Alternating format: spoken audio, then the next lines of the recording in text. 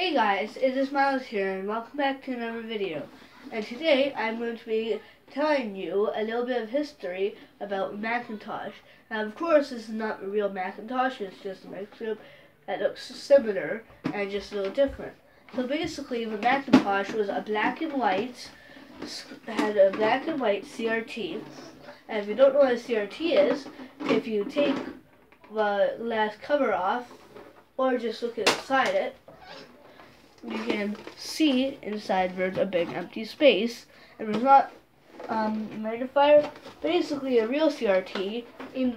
The reason why they are so big is because the back has a big tube that displays a little dot in the middle that creates an illusion of an image, and that is why they're at like 28 point something FPS, and they are obsolete today because they are so heavy. And of course they did not come in only these weird shaped forms. They also came in flat screen, but that was a lot later. And there was also what is it called? There was also the TVs that you see today. I forgot what they're called, but those that came out right after, but only like. But they're thousands. I think they're like way more expensive though. And since they're so expensive, why can't we just get rid of the CRT TVs in the market and just replace with LCD screens? Like, why can't we just do that? That's my question. Like, honestly, I don't care, but it's fine with me. And it's like how I looked like a few months ago. I look way different. That's another thing.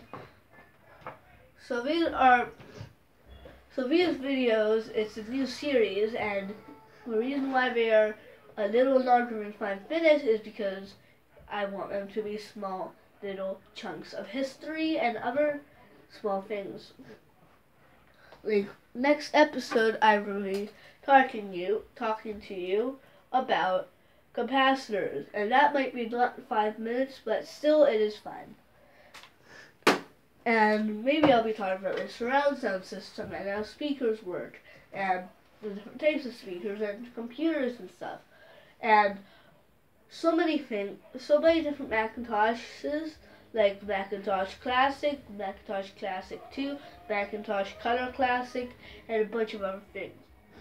Most people think that it was horrible because you could not multitask and it was only black and white. No shades of gray, it was like black and white. It's like those It's like those white lights, and they could either be turned off or on. But it was a CRT, so it was way more complex and different. It wasn't like a bunch of LEDs. And of course you cannot multitask. Like, it was a cool little small machine. It was a little overpriced, but this is just microscope. Like, normally this part will be under here will be plastic, and so mostly one floppy drive and sometimes two. If you're a collector, I do not recommend the Macintosh for a first collector's item, because number one,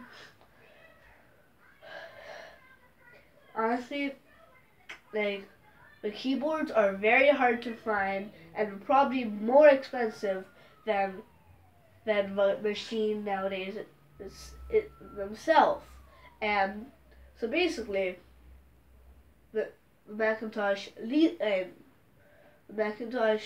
I think it's called, or it might be just the Apple Lisa or something, was, maybe to some people it was okay, but to me, horrible.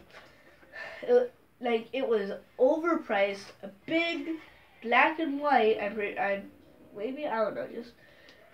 I did not really script this. I'm just telling you things I already knew, but other things like the PowerBook G4 and the PowerPC, and there's a lot of things.